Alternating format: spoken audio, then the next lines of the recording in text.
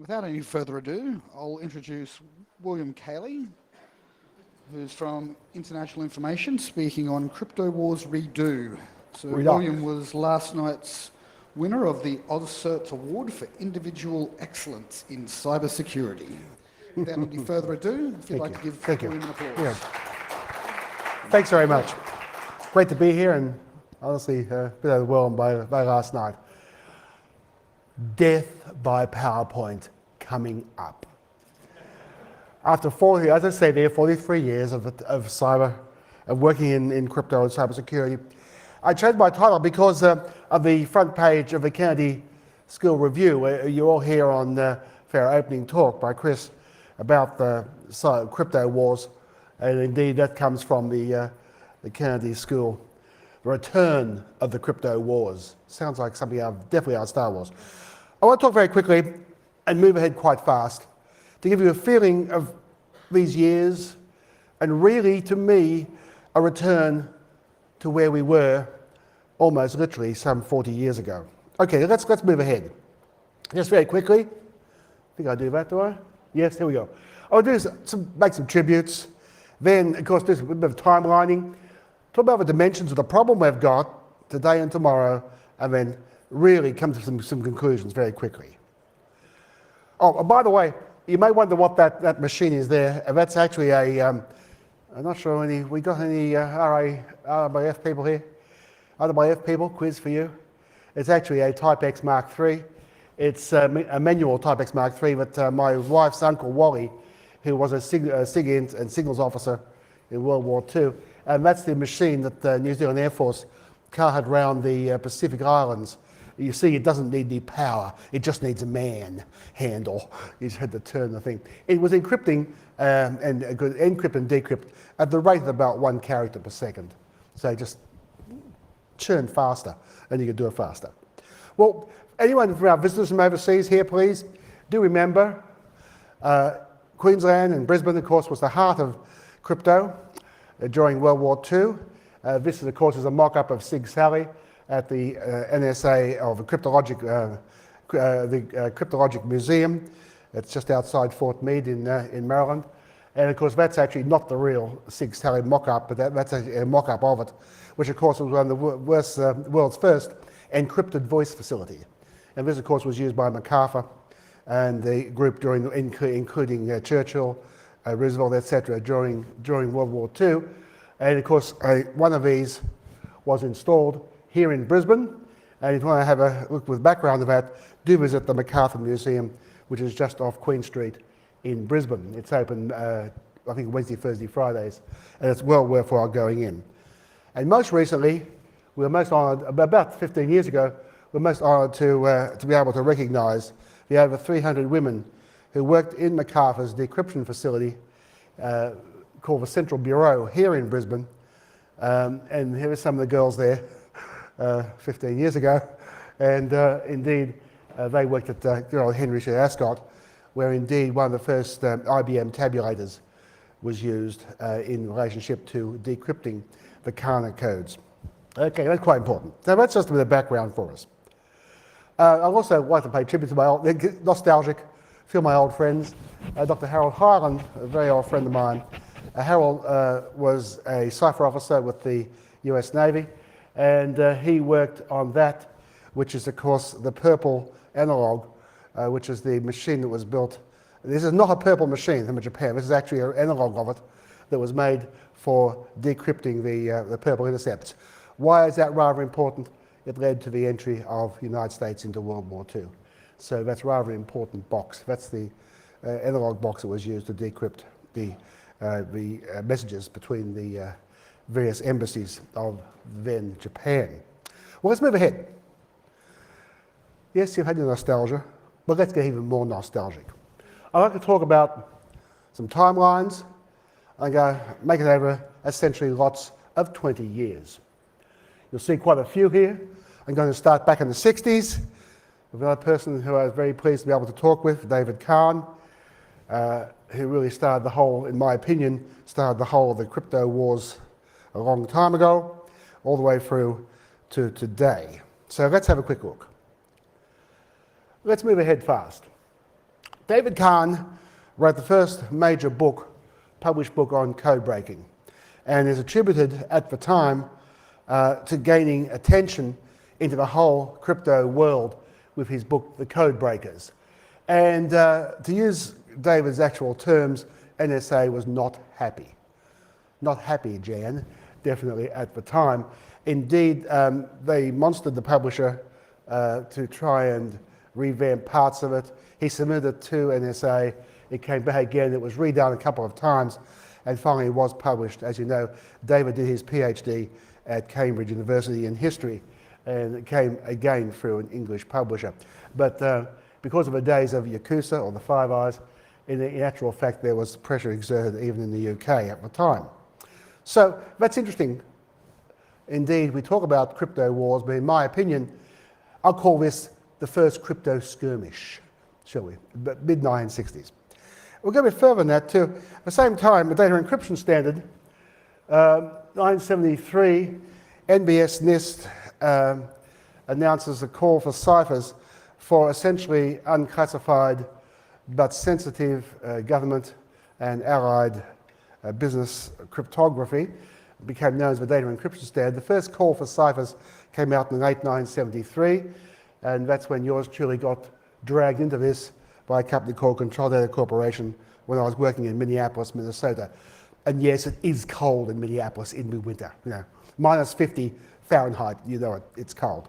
But I like cold, that's all right. So essentially what happened there, as you know, internationalization of that is rather interesting. There was an attempt at the time to internationalize the data encryption standard. We didn't call it the standard, they used to call it the DEA, the data encryption algorithm. But indeed, having sat in some of the meetings with the ISO at the time, we sat in some meetings in France and also in Europe, there was a strong resistance by the United States representatives not to move the DEA into an international standard, and I don't think it even is today. Interesting enough, for those involved, we Australians, we did standardise it. It became Australian Standard 2805.5. So we did actually standardise that, but it was never made into an international standard. A bit further on, let's have a quick look. The rise of public key crypto is the same period of time, and indeed, quite interestingly enough, we saw Diffie and Hellman, although I'm very pleased that GCHQ have declassified and opened up all the documentation of the invention of public key systems at GCHQ in the UK before the open work of with Diffie and Marty Hellman. So that actually predates that by a couple of years in the UK. So good on you, the UK, but unfortunately never got. I'm very pleased that the IEEE has now recognised the work and cooked by the group at GCHQ. That's now been officially recognised.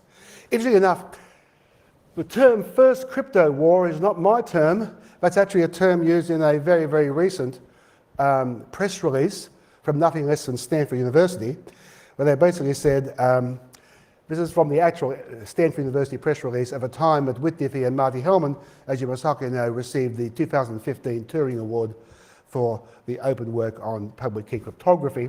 What's fascinating about was Stanford has said, hey, this was the first crypto war, because in actual fact, letters to the publisher at the time by NSA to the publisher suggested that the authors, that's Marty and Whit, could be subject to prison time for the thinking and for the publication of the work.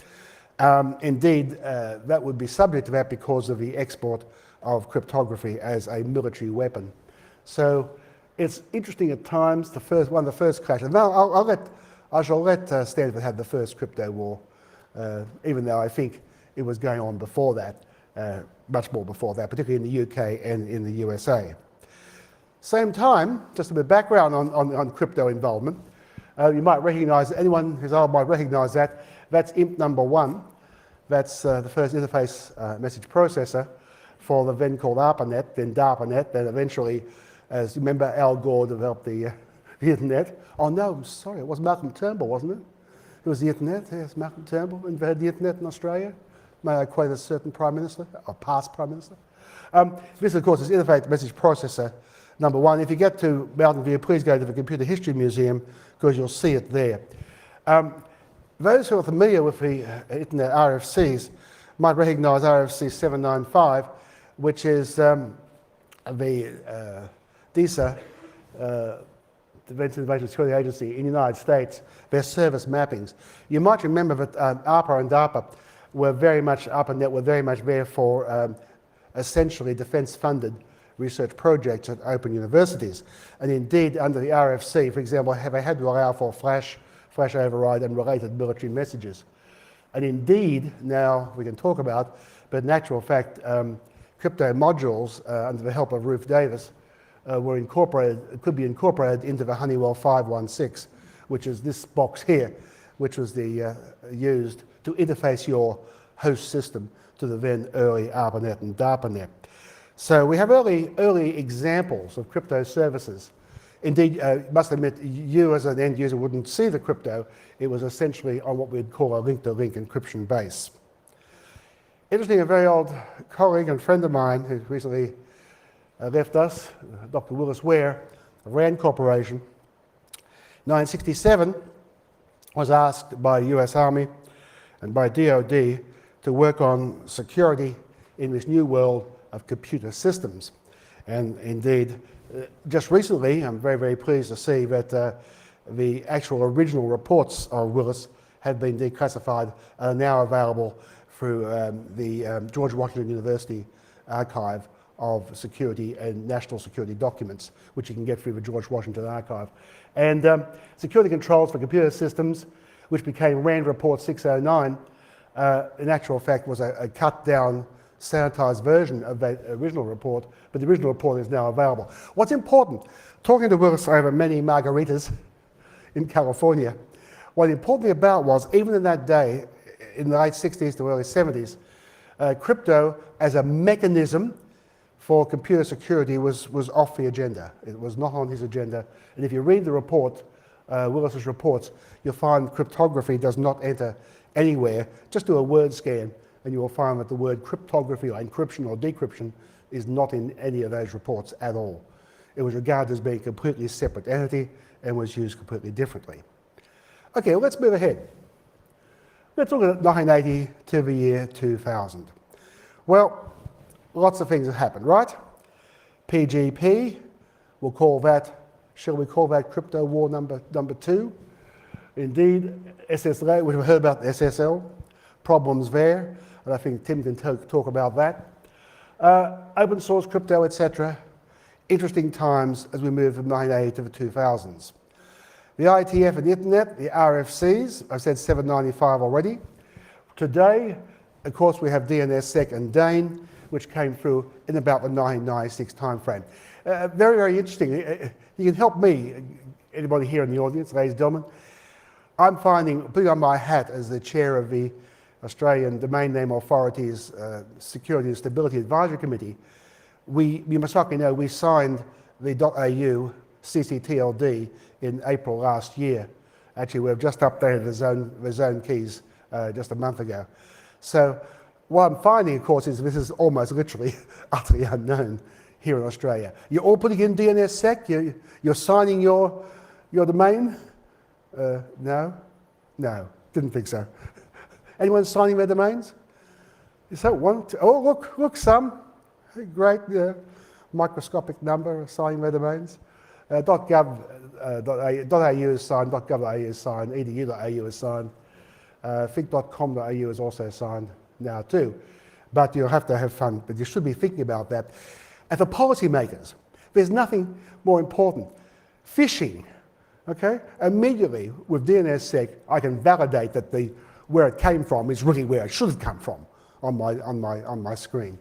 DNSSEC provides that validation. But again, it takes some money. Okay, rapid growth of cryptology in research and education started to come up. 1988 at QIT, we formed the Information Security Research Centre, became the ISI, and now, unfortunately, as I'll talk about in a minute, has been disbanded.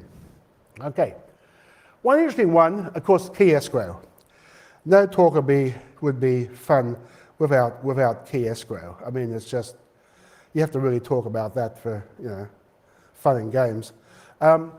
essentially, electronics MYK60. Anyone got one? There are collectors of them now, by the way, on eBay, or if you've got a Clipper chip, you've got some money in your hands at the present moment. They're very much a Clipper chip. As also is the AT&T 3600E telephone, which is up there on the right. That's the voice system that used the Clipper chip.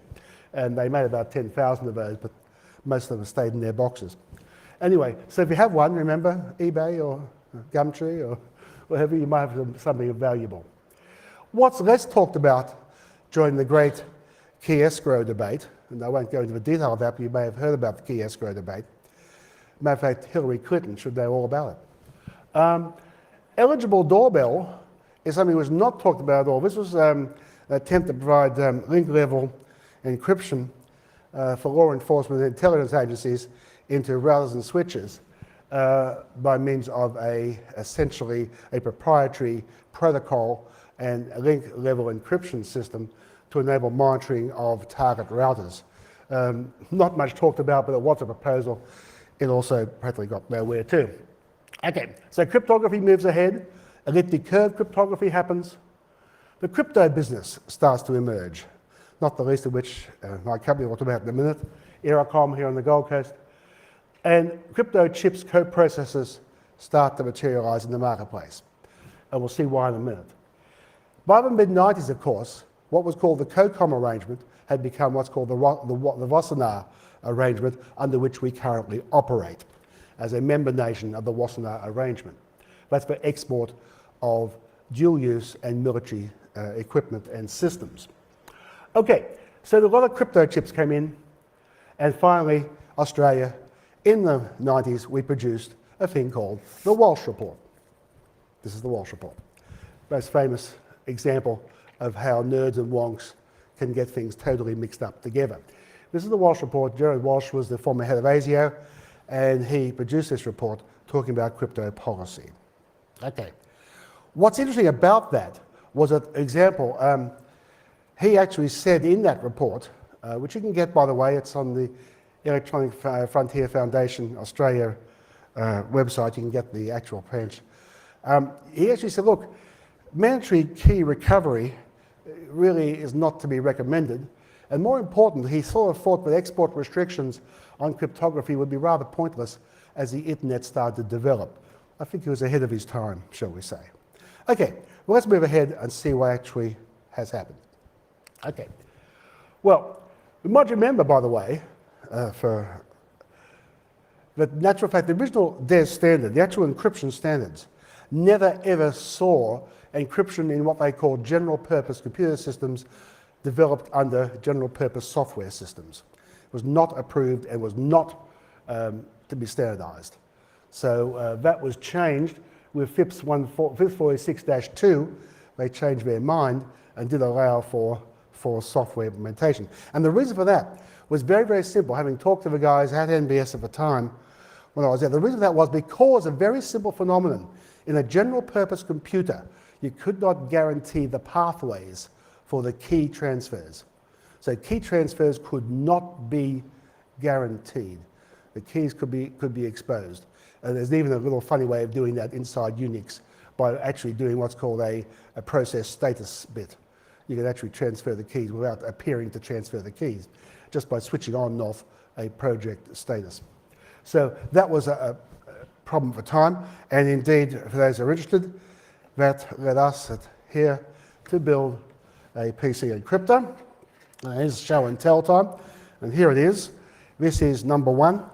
This is the world's first IBM PC encryptor. You notice it's got the old 8-bit bus on it, not that modern 16-bit stuff. This is the original IBM PC encryptor, built here, by the way, on the Gold Coast about 1983, this particular one. And we sold about 10,000 of those, mainly in Europe and elsewhere. So that's you may notice, of course, it's using a hardware DES cipher processor, the AMZ 8068, which is just in there at the present moment. So that's the actual example of Australian technology, and I pay tribute to my team there, particularly Dr. Ian Graham and a few others who worked on that particular thing. We also built a number of other machines there. As you can see, the first IBM Cello Connected encryption modules were built here, also on the Gold Coast. We hooked us up to IBM mainframes. They were also built here. So let's move ahead very quickly. So what's happened? 2020, decryption capability is being asked for defense purposes. You okay? The problem we're facing is access to metadata. The export restrictions in Australia are starting to move ahead. We're now, as you saw, part of the Vostar arrangement and enhanced dimensions with more people involved. We also have bilateral and multilateral arrangements existing at the present moment. So, life is moving quite fast. Well, here we go again. We have to have trust in the internet globally. Crypto weapons and nation states, socio-political and criminals, can form a basis for discussion. The development of crypto weapons, as we'll talk about later on, you must likely know in the United States, the Centers for Academic Excellence have been formed, and one group of those is called Centers for Academic Excellence in Cyber Operations. And there are 6 designated universities now who are in that particular area. So, open source cryptography enthusiasts is there now. For those, remember I showed you our ERICOM security modules? Well, right now, we're shrinking it down to one of them, which is a Raspberry Pi Mark B. And you must likely know there's some open source cipher algorithms, including EC squared, by the way, which is on that particular little chip itself, which the kids at school can tell you all about. So, the MOOCs are now offering open crypto education and training. Okay, so crypto wars are going to get far more interesting. I did a quick count. One of the best cryptography courses that cost you absolutely nothing is from Coursera. It's offered by Stanford University. It's a very advanced course. You can do elliptic curve cryptography, you can do RSA, you can do key management schemes, and all that stuff, and it will cost you the grand total sum of nothing. If you want to pay for some qualifications and certification, you can go to Udacity or Udemy, and you can pay for some money. In Udacity, you can get some qualifications from an approved United States or European university. So what's the problem? The problem is nerds versus policy wogs versus defense interests is the main problem we're facing. Okay, let's move ahead. Just recently, you may have noticed, people thought, well, key escrow had gone. In actual fact, it really hadn't gone. It just went a couple of years ago, quite literally. So, 2020, where are we headed? Well, I'd have to say, definitely international widespread competence in algorithms, implementation, integration is going to become the norm in the early 2022s. Everyone codes. Remember, kids have got their Raspberry Pis now at home in primary school, and as you must likely know, in the UK, the youngest MCSE, Microsoft Certified Software Engineer, and she is aged 7 years old. Crypto weapons in cyberspace are now well accepted and known. No one bothers to try and say, we don't do that.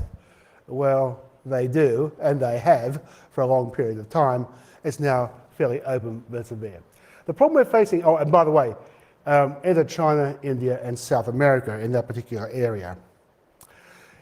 The problem we're facing, which is in my new book, over there, our new book from University of Auckland, Cyber Conflicts in Small States.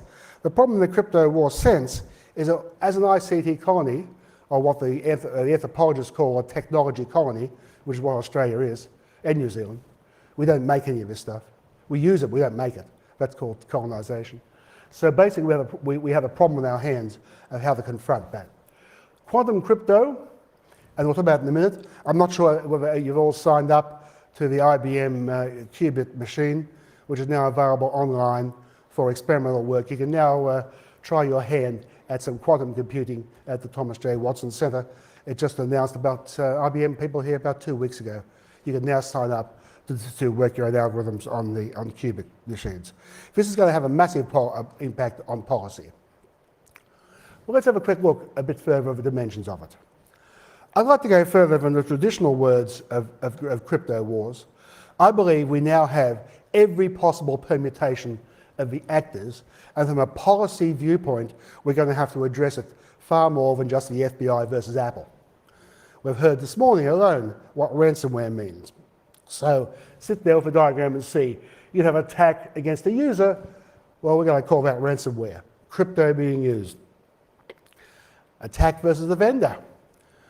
Crypto being used quite deliberately to disrupt, for example, device drivers. Absolutely.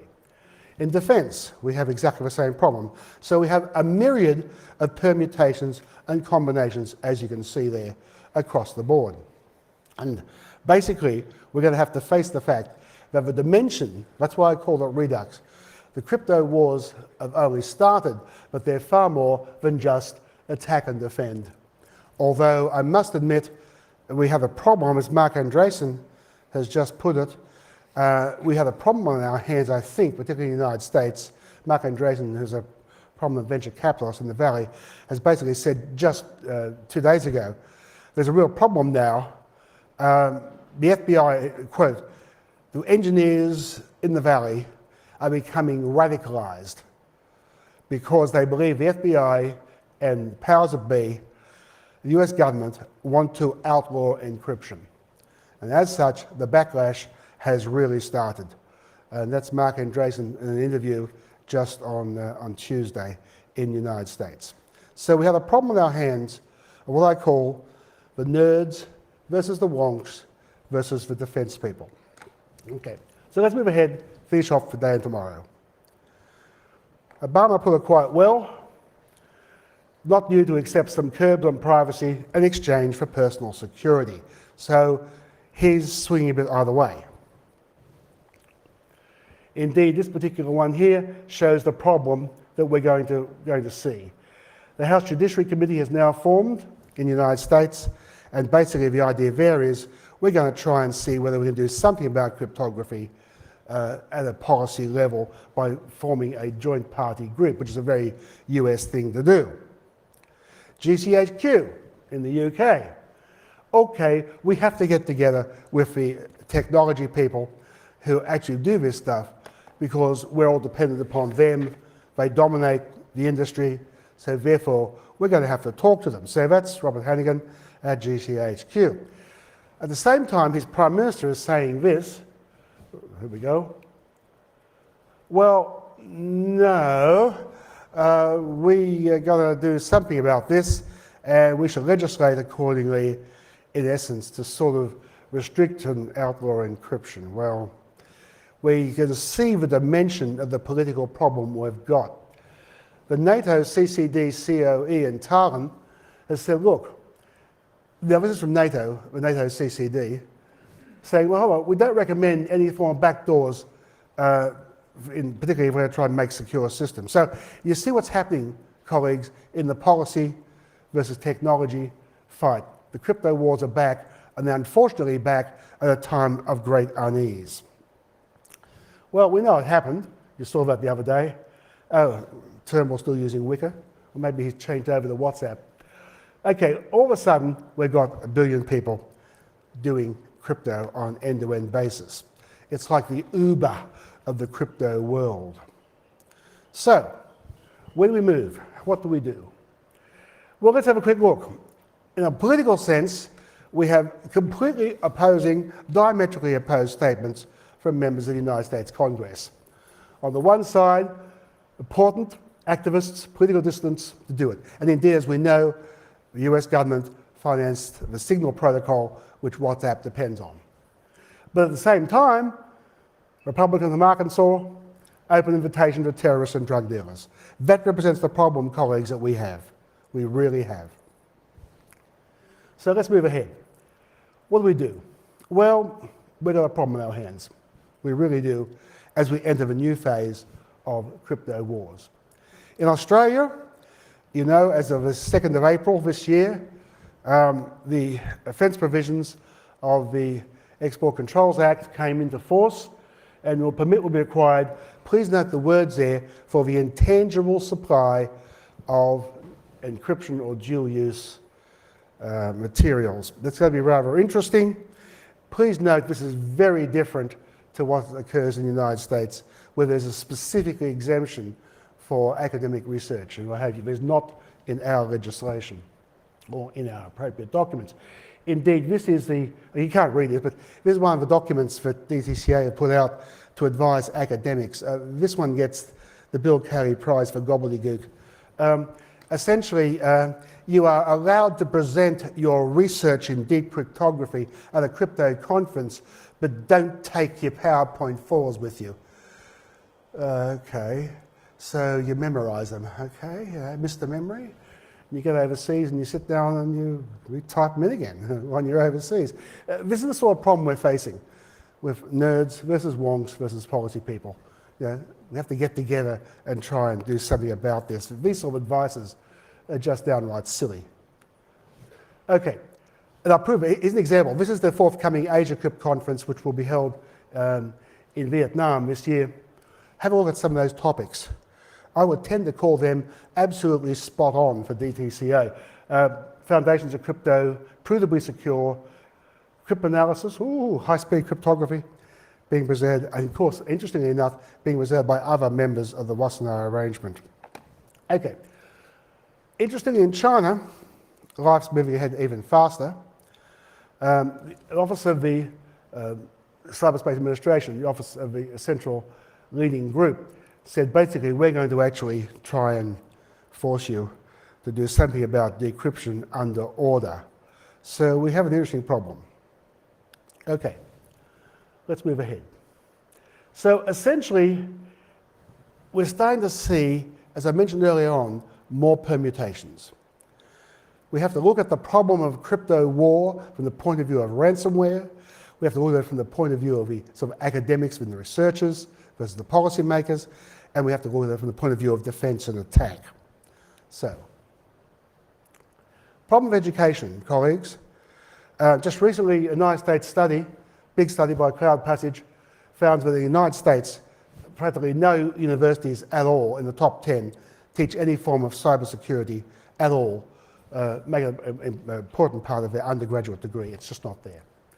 Australian taste, well, I got an F in America, talking to Craig Valley in Western Australia, I think we got a G.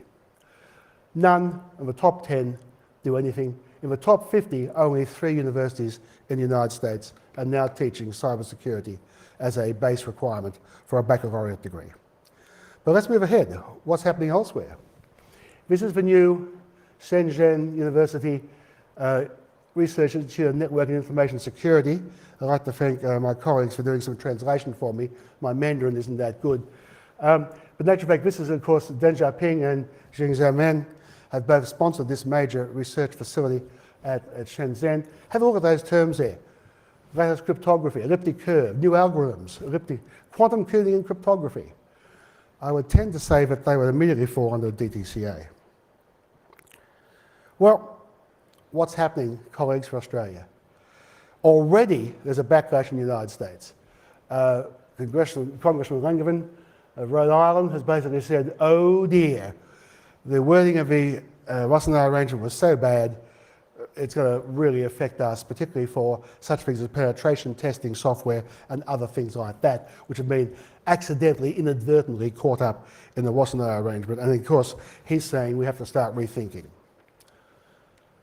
And here we are here. What's happening? Well, meanwhile, not to be outdone, I'm sure you've heard about Caelli, which is the new Chinese operating system. This is sort of a Windows XP thing.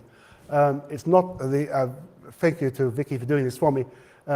It's not available in English. I've had to get these translated for you. But have a quick look at what's incorporated into that. Securing stored data, encryption, information security, and protection expert is an access control system. So we're starting to see things move. Okay. Well, I'll finish off. The reason to debate then is tension around law enforcement. I'm going further. It's going much further than that as criminals enter into it. What's our major problem? Conclusion. The problem, nerds, wonks, and protectors. How do they all meet together to meet the needs of our nations? We need more work on the socio-political psychology of the whole problem. And as such, I'll leave you with my 7 open questions. In other words, can we bear to restrict or influence crypto and associated industry today, effectively or economically? Can we say that Open SSL is to be banned for usage in this country or something? National governments constrain integration into systems.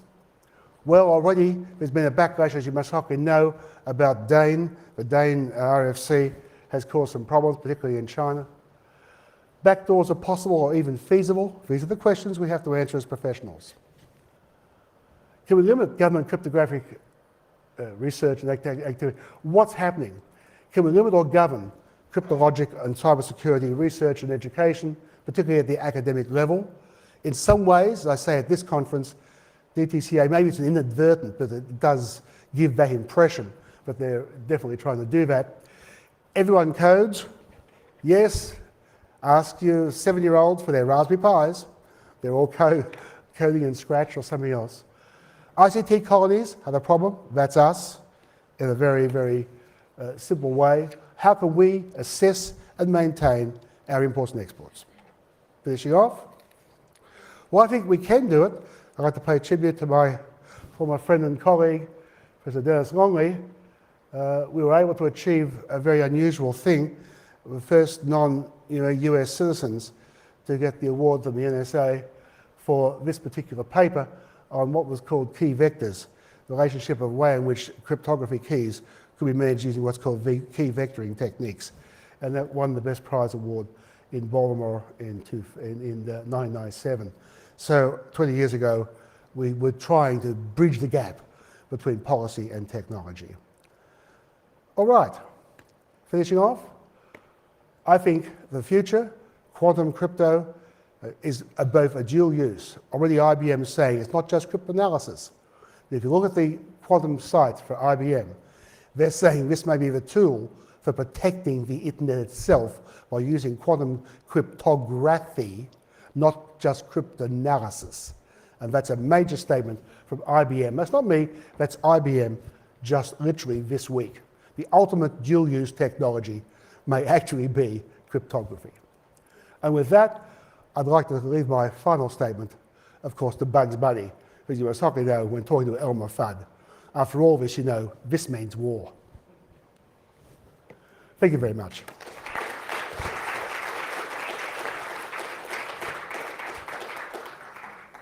So we've got time for one question. People will say 9/11 changed the world. Yeah. Crypto rights balance is different now. What do you think? People say 9/11 changed the world.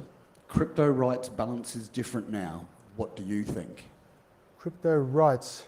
Bill, that's me. Yeah. The idea is that the threats are worse now than they were pre- 9/11, yeah. The argument is yes, privacy, security, balance. We've always had the balance. The balance was resolved previously.